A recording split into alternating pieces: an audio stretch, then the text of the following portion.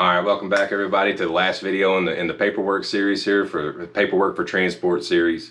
We're going to cover invoices in this video. We've already covered rate cons and bills of lading.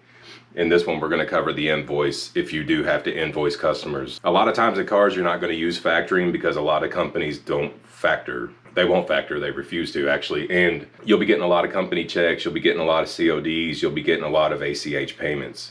So what you're going to want to do with some of these is invoice people, and invoices don't have to be crazy. There's no like extreme template. There's just a few things that you want to have on here. Mine is super minimal. I've got the logo on here. I've got my contact info on here. I've got invoice listed on here, and really this big stuff right here is just it helps us more than them, honestly, with paperwork. You're going to want to put on here who it's billed to. You're going to put their name, their address, the date of issue, which basically starts the timer there. And then you're going to want to have the invoice number. Now, how you do your invoices is on you. That's fine. I do it really, really easy. I use the month, the day, the last 2 digits of the year, and then the invoice number of that day. So this would be the first, 01. So like today's September 7th. So it would be 09072101. That would be the invoice number for today if I were to have one. If I were to have 2 invoices, of course, the second one would be 02.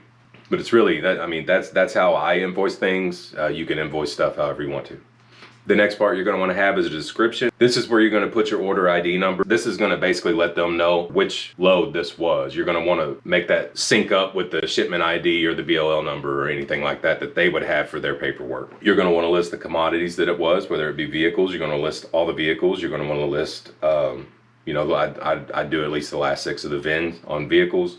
For freight, you're going to want to basically just do a carbon copy of what's on the BOL. Then you're going to put the rate, which is what you're owed. Now it's going to be for each one of these. You could tally up multiple order IDs on this, but you're going to have a rate on here of what they owed you. You're going to have a total, which if it was more than one, it would be the sum of all that, and then the amount due, which would once again typically be the total of that, unless they've paid you others, or unless you've had extra things added like detention or anything like that. And that's really it. You're usually going to fire that off to an AP address for whatever.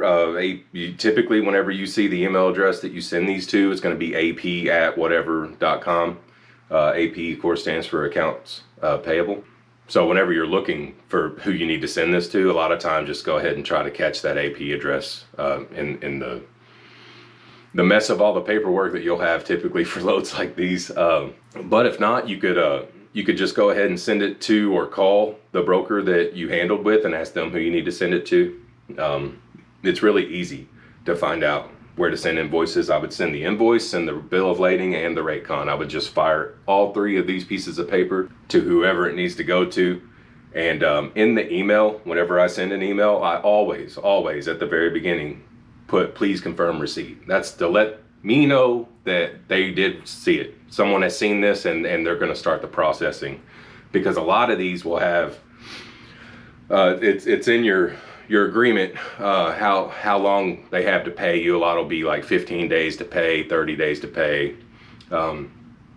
Once they confirm receipt for processing, that's when the clock starts, and we've had to call several times through several different brokerages and shippers to kind of remind them that they need to pay us. You're going to have to chase money, okay? That is one good thing about factoring. 3% or 4, 2.5, whatever you get with your factoring company for the guys that do factor. What, $3,000 a year on $100,000 of revenue? That's not much to have them do all this legwork, the chasing payments, the trying to remind people, finding things from a month ago that you've already sent in that they say they lost, and all the units. It's a big runaround. I mean, you always essentially end up getting paid, but some of it, there's been several that has taken 90, more than 3 months on a couple of occasions to get your money. But that's why it's good to file. I always, when I come home, put all this together, shoot my BOLs out to the people that need proof, send my invoices to people that need invoiced, and I put all that I don't have money in hand for in an outstanding folder. And we check that about once a week.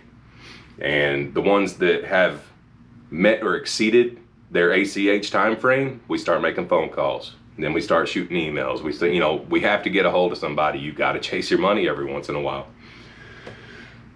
But it's all part of it, and that's how you get paid, guys. So you need, there we go over the Raycon, the bill of lading, and the invoice. If you haven't seen the bill of lading or the Raycon videos, I'll post those up here.